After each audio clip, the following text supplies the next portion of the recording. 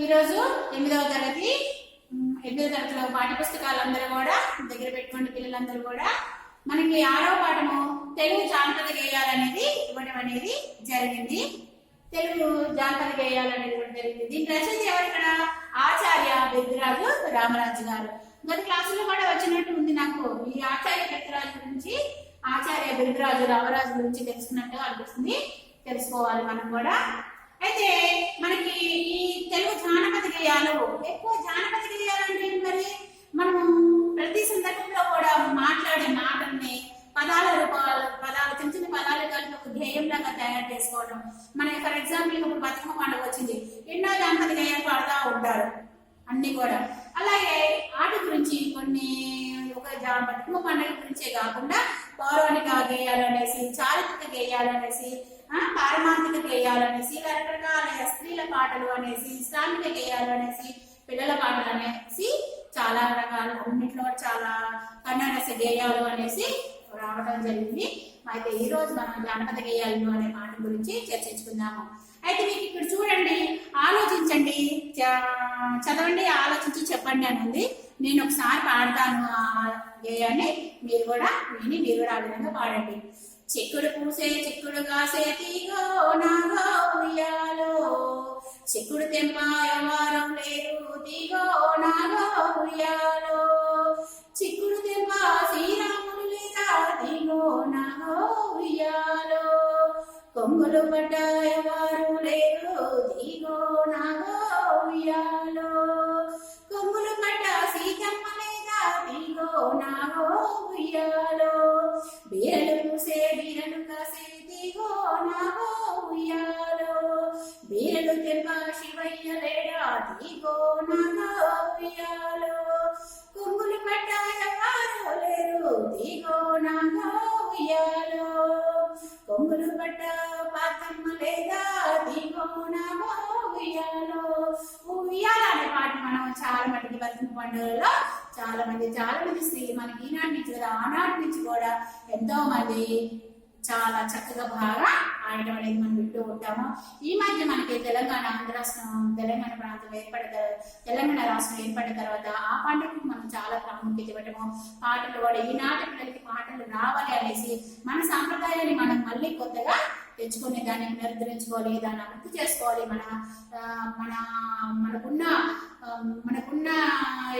మనకున్న కొన్ని నిబంధనలు మనం ఖచ్చితంగా పాటించాలి. అవి మనం చెప్పుకుంటుంటేనే మన పిల్లలకి తరతరాలు మన యొక్క సాంప్రదాయం కానీ మన పద్ధతులు కూడా అలవాటు అవ్వాలనేసి మనము దాన్ని చాలా ప్రాముఖ్యతలకు తీసుకురావడం జరిగింది. బతుకమ్మ పండుగని చాలా బాగా జరుపుకుంటారు స్త్రీలు కూడా. స్త్రీలేంటి అందరూ కూడా ఇంటిల్లపాది కుటుంబం అందరూ కూడా, చుట్టాలు బంధువులు అందరూ కూడా ఎంతో సంతోషంగా పండుగలని జరుపుకోవడం జరిగింది. అయితే ఇక్కడ ప్రశ్న కూడా ఇచ్చాడు మనం కొన్ని. ఆ ప్రశ్నలు దేనికి సంబంధించినవి అంటే ఈ యొక్క చదవండి, ఆలోచించి చెప్పండి అనేసి వాటికి సంబంధించినవి. మీరు 1-2 సార్లు చదివి ఆ ప్రశ్న జవాబులో చదవడం రాయడం అనేది చేయండి. అలాగే మరి పాట ఉద్దేశం ఏంటి, మరి ఏదైనా ఒక పని చేసినప్పుడు ఆ ఉద్దేశం ఏంటి, ఇవాళ చదువుకున్నాము, ఎందుకు చదువుకున్నాము, రేపు ఒక స్థాయికి వెళ్ళడం కోసం మనం కింద నుంచి చదువుకుంటూ వెళ్తున్నాం అనమాట. అలాగే ఇక్కడ మరి ఈ పాట యొక్క ఉద్దేశం ఏమి ఇచ్చారంటే చూద్దాము.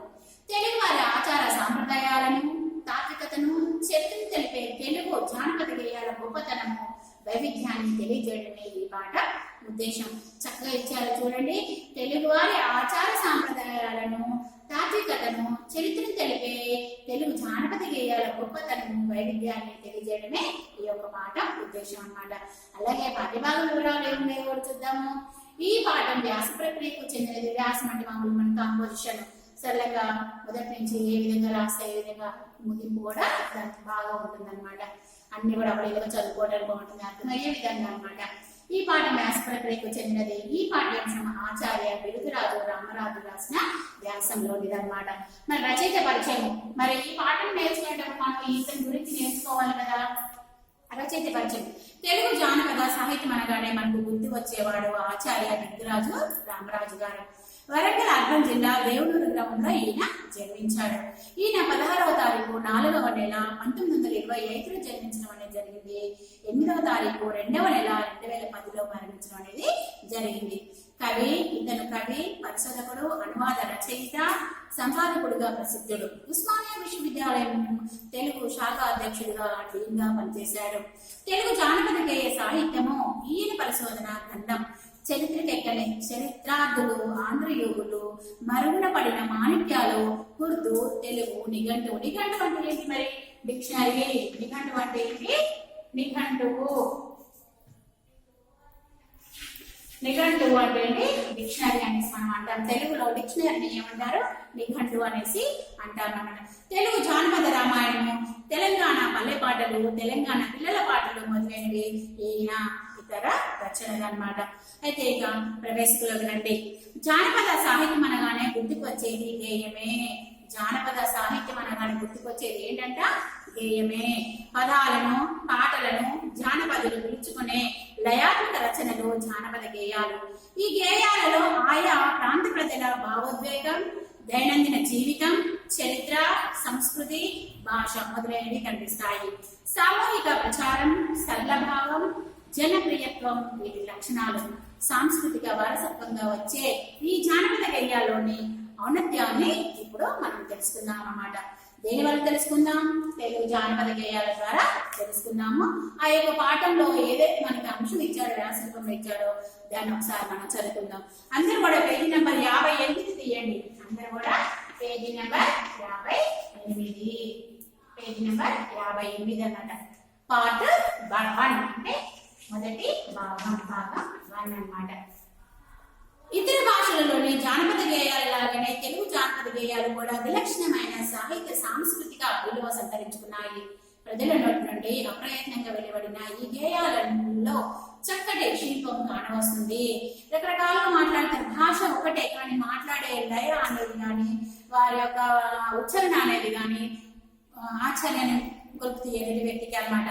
అలాగే రకరకాల గేయాలలో చక్కటి శిల్పం కానవస్తుంది. ఈ గేయ సంపదను భద్రపరిచి, విశ్లేషించి, పరిశీలించడం ఎంతైనా అవసరం. తెలుగు భాషా సంస్కృతుల చరిత్ర ఎంత ప్రాచీనమైనదో తెలుగు జానపద గేయ చరిత్ర కూడా అంత ప్రాచీనమైనటిదే. ఈ జాతీయ కవిత ప్రజలకు అత్యంత సన్నిహితం కావడం చేత తెలుగులోని శిష్ట సాహిత్యం కంటే జానపద గేయాలే తెలుగు వారి సంస్కృతికి ఉత్తమ దర్పణంగా ఉన్నాయి. ఏంటి మరి మనం ఇక్కడ ఈ రాష్ట్రంలోనే కాదు, బయట రాష్ట్రాల్లో కూడా మన యొక్క సాహిత్యం యొక్క గొప్పతనం ప్రజలందరికీ తెలియాలి. అయితే వేరే శిష్ట సాహిత్యం కంటే కూడా ఈ జానపద గేయాలే తెలుగు వారి సంస్కృతికి ఒక ఉత్తమ దర్పణం అంటే అర్థంగా కనబడాలి అన్నట్టుగా అన్నమాట.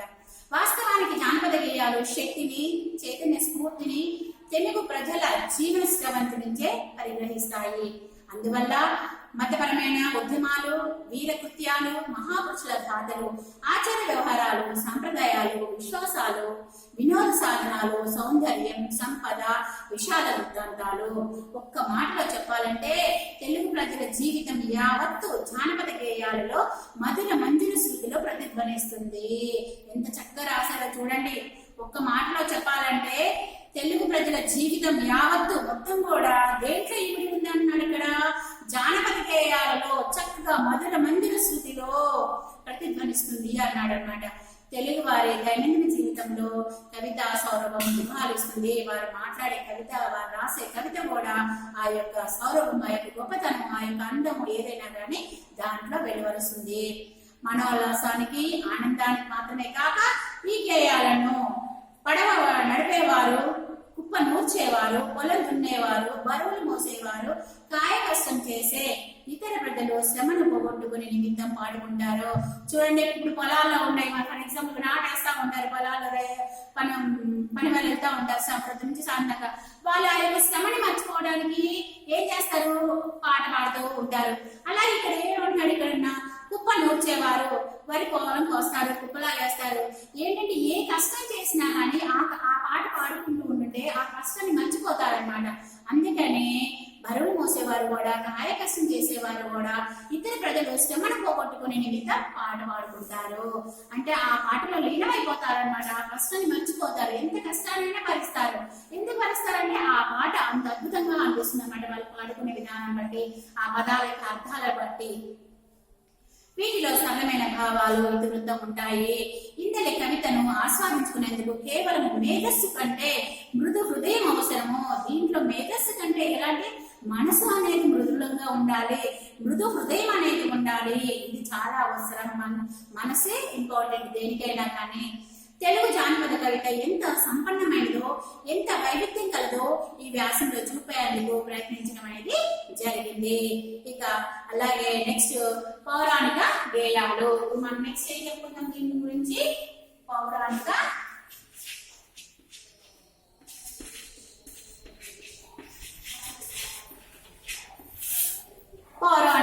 గేయాలు. పౌరాణిక గేయాలు అంటే పూర్వకాలం ఏం చేసేవాళ్ళు? డ్రామా రూపంలో వేసేవాళ్ళు. రాముడి వేషం అనేసి, సీత వేషం అనేసి, కృష్ణుడి వేషం అనేసి.